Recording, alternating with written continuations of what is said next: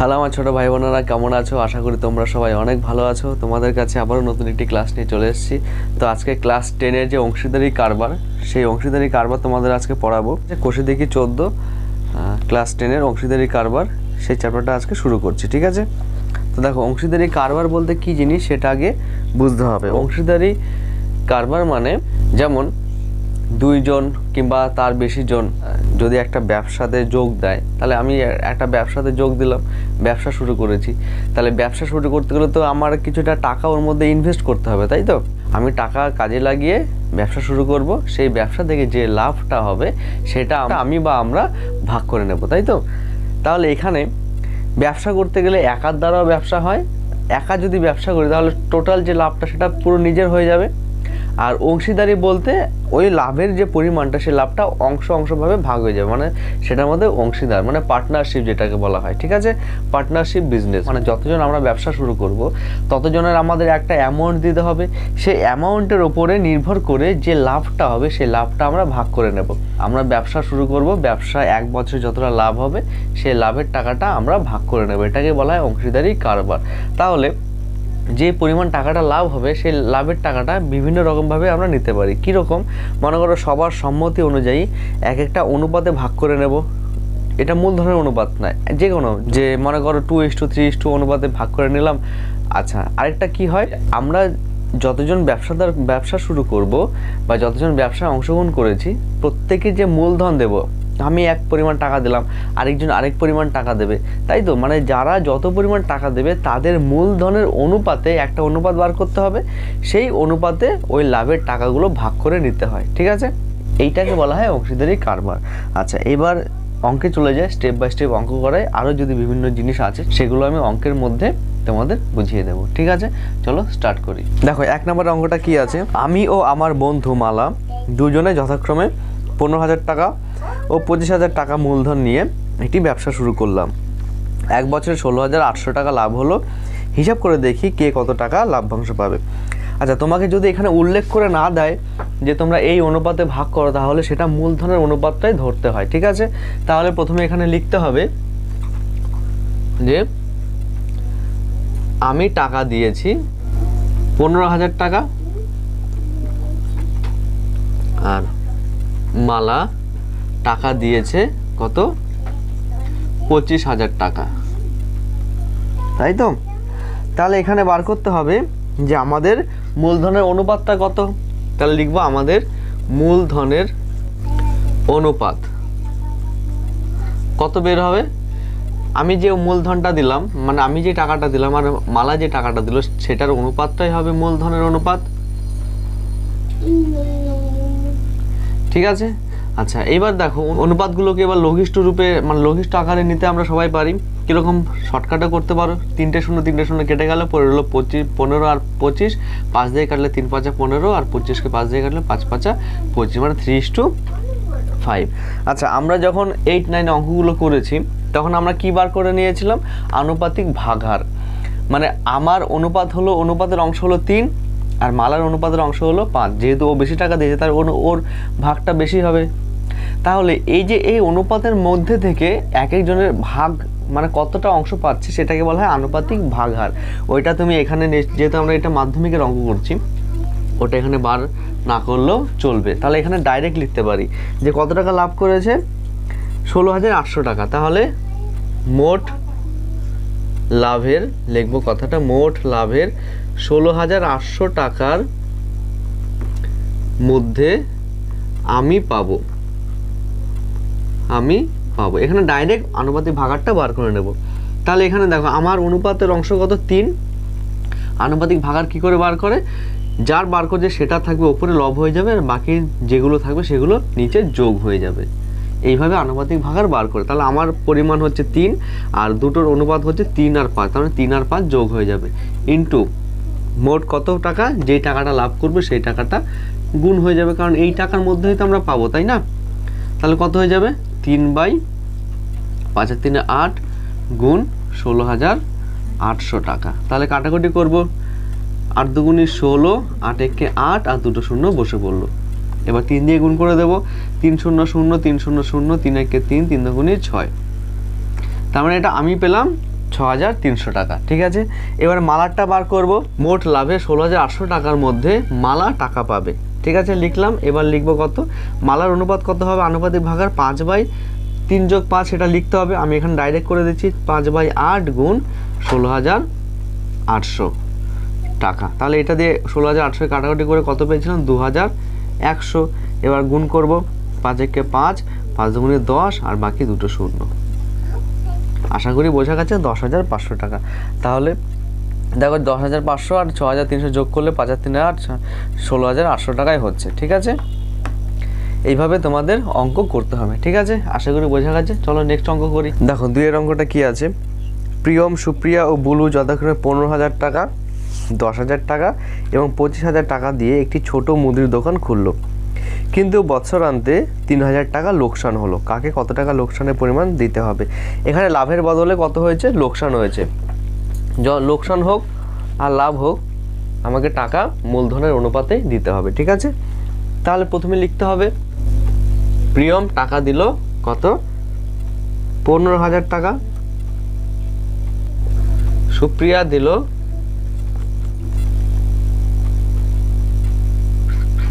Blue টাকা দিল 25,000 টাকা।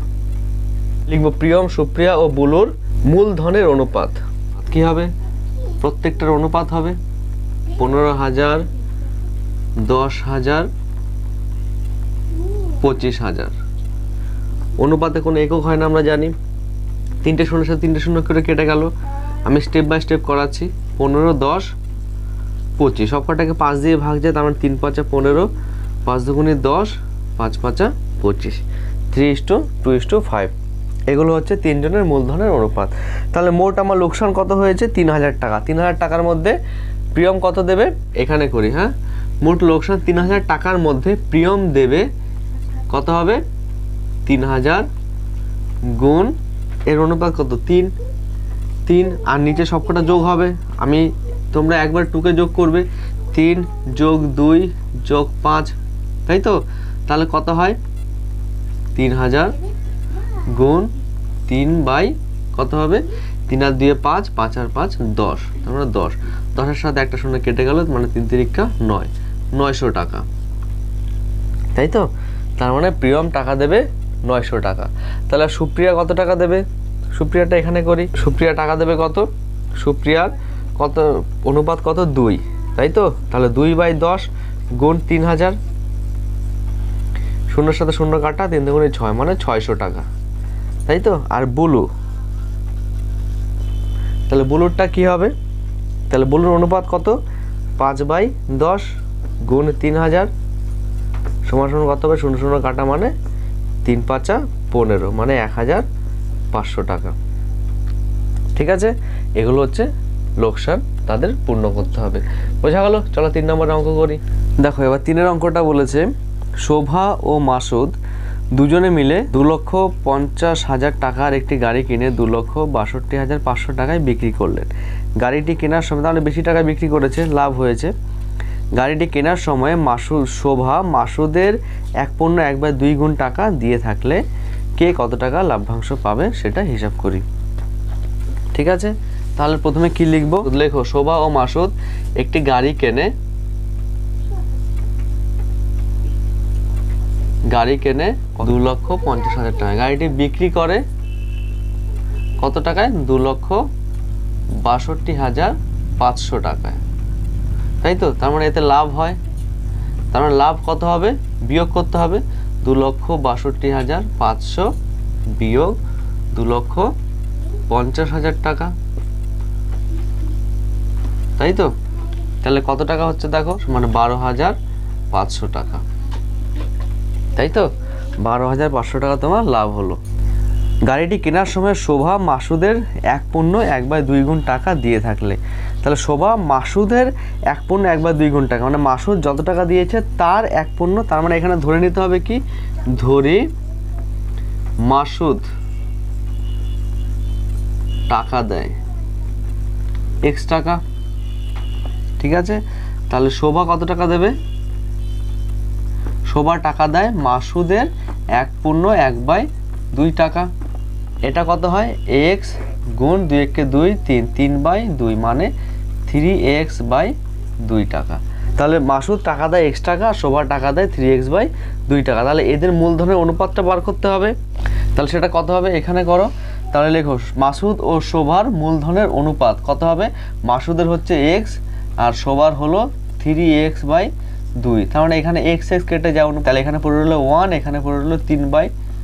তাহলে এখানে কত হবে, এখানে যেহেতু আচ্ছা ভগ্নাংশ অনুপাত কি করে বার করতে হয়, এর নিচে কিছু নেই মানে 1 আছে, তাই তো। তাহলে যদি ভগ্নাংশ থাকে তাহলে ভগ্নাংশ হরেদের লসাগু থাকবে, হরেদের লসাগু যত হবে সেটা দিয়ে গুণ করলে উত্তর বেরিয়ে আসে, মানে পূর্ণ সংখ্যা চলে আসে। তার মানে এখানে 3/2 গুণ 2, ঠিক আছে।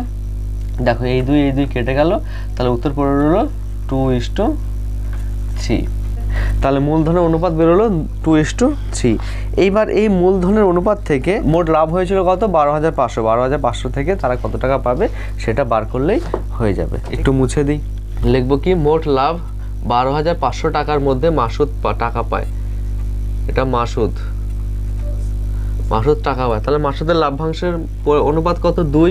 তার মানে 2/3 আর 2 যোগ করলে 5, 2/5 গুণ লাভ হয়েছে কত, 12,500 টাকা।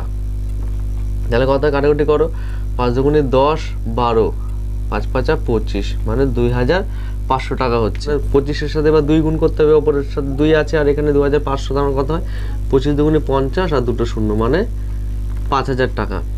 এবার শোভা কি হবে, 3/5 হবে, এখানে 3/5 গুণ 12,500। তাহলে 12,500কে 5 দিয়ে কাটাকুটি করে 2,500। 25-এর সাথে এবার 3 গুণ হবে, 3 25-এ 75 মানে 7,500 টাকা। বোঝা গেছে। এখানে আমি কাটাকুটিটা করলাম না, কারণ 5 দিয়ে 12,500 কথা কাটলে 2,500ই হয়। তাহলে 2,500 আর উপরে 3 আছে, তাহলে 3 গুণ করলে 3 25-এ 75 আর 2টো শূন্য মানে 7,500 টাকা। তাহলে মাসুদ পেলো 5,000 টাকা, শোভা পেলো 7,500 টাকা। ঠিক আছে, চলো পরের অঙ্ক করি। তাহলে এবার 4 অঙ্কটা দেখো। 3 বন্ধু যথাক্রমে 5,000 টাকা, 6,000 টাকা ও 7,000 টাকা দিয়ে একটি অংশীদারি ব্যবসা শুরু করার 1 বছর পর দেখলেন 1,800 টাকা লোকসান হয়েছে। তার লোকসান ভরতে হবে। মূলধন ঠিক রাখার জন্য প্রত্যেকে লোকসানের পরিমাণ দিয়ে দেবে বলে সিদ্ধান্ত করে, তাদের কাকে কত টাকা দিতে হবে। তাহলে লেখো 3 বন্ধু যথাক্রমে 5,000, 6,000 ও 7,000 টাকা দিয়ে ব্যবসা শুরু করলো। 1 বছর পরে তাদের লোকসান হলো 1,800 টাকা। 3 বন্ধুর মূলধনের অনুপাত কি হবে, 5,000 অনুপাত 6,000 অনুপাত 7,000। তাহলে 3টে শূন্য আছে সবকটার মধ্যে, তাহলে কেটে যাবে। তাহলে কি পড়ে থাকবে, 5:6:7, 5:6:7। তাহলে এবার লিখতে হবে প্রথম বন্ধু লোকসান দেবে কি, 1,800 গুণ 5 নিচে যোগ করে দেখাতে হবে কত হয় যোগ। আমি এটা ডাইরেক্ট লিখছি, সরাসরি লিখছি।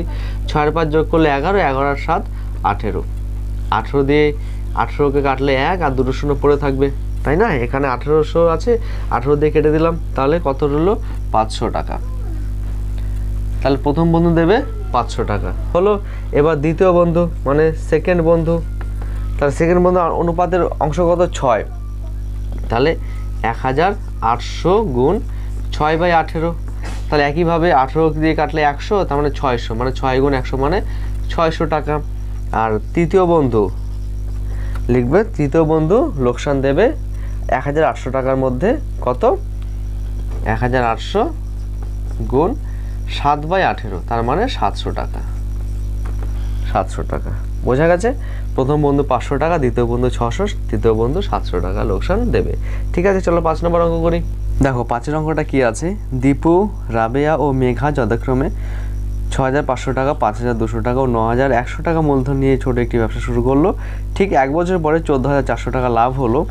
ওই লাভে 2/3 অংশ তারা সমানভাবে এবং বাকি অংশ মূলধনের অনুপাতে ভাগ করে নেবে। ঠিক আছে, স্টেপ বাই স্টেপ করবে।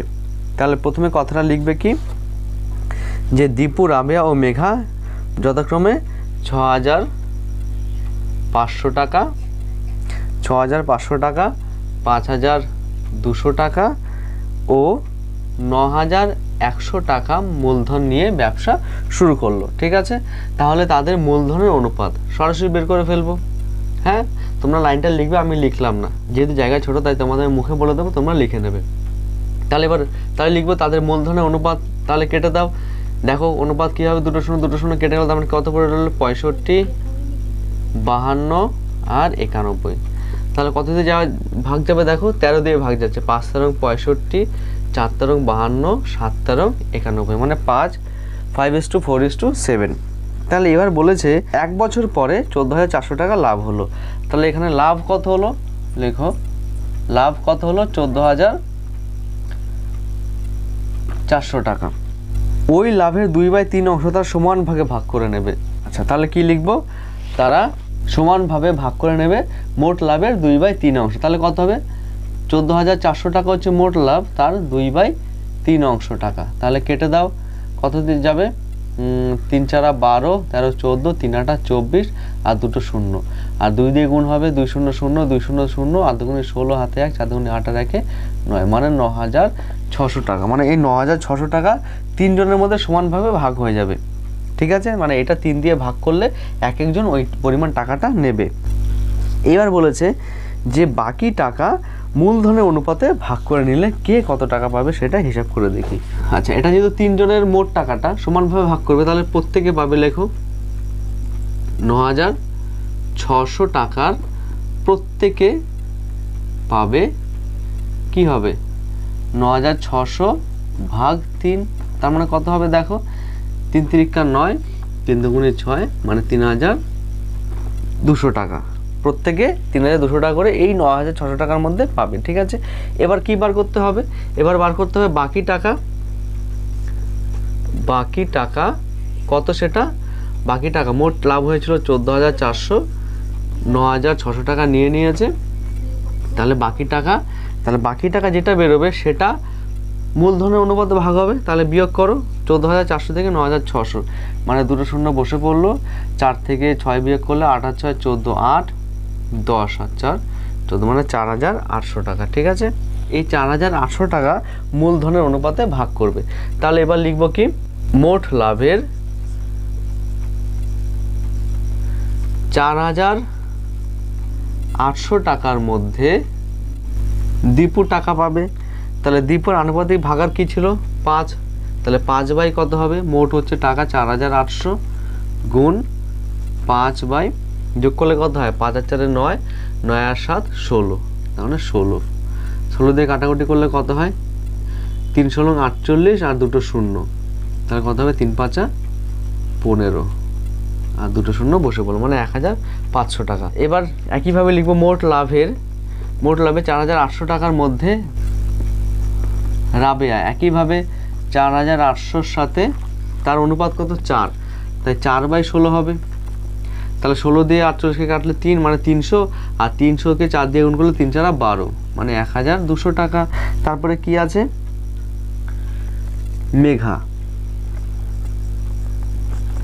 তাহলে মেঘারটাও একইভাবে 4,800-র মধ্যে মেঘার আনুপাতিক অংশ কত 7, তাহলে 7/16, একইভাবে 16 দিয়ে 48কে কাটলে 300, আর 3 7 21, মানে 2,100 টাকা। ঠিক আছে, তোমরা কিন্তু এই কাটাকুটিগুলো করবে। হ্যাঁ, আচ্ছা, এবার দেখো বলেছে তারা প্রত্যেকে মোট কত টাকা পাবে। তাহলে দীপু 4,800 টাকার মধ্যে, মানে মূলধনের অনুপাতে পেলো 1,500 টাকা, আর সমানের ভাগে পেয়েছিল 3,200 টাকা। তার প্রত্যেকটার মধ্যে এই 3,200 টাকাটা যোগ হবে, যোগ 3,200 টাকা যোগ 3,200 টাকা, তাহলে কত হয় 5 আর 7 3 4, মানে 4,700 টাকা হচ্ছে দীপু। রাবেয়া হচ্ছে কত 4,400 টাকা, আর মেঘা হলো 2 3 3 4 5 5,300 টাকা। বোঝা গেছে, স্টেপ বাই স্টেপ এভাবে করতে হবে।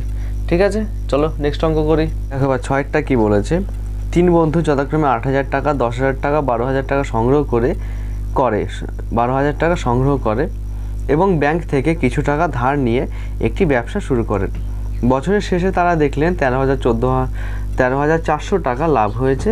সেই লাভ থেকে ব্যাংকের বছরের কিস্তি 5,000 টাকা শোধ দেওয়ার পর বাকি টাকা তারা মূলধনের অনুপাতে ভাগ করে নিলেন।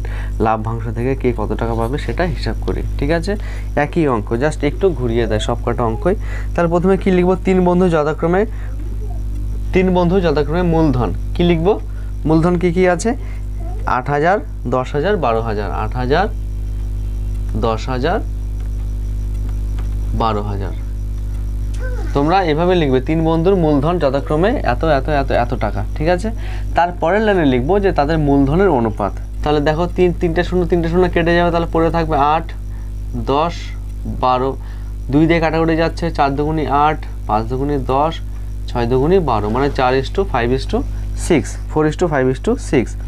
এবার বলেছে তারা 13,400 টাকা লাভ করেছে, ঠিক আছে, বছরের শেষে।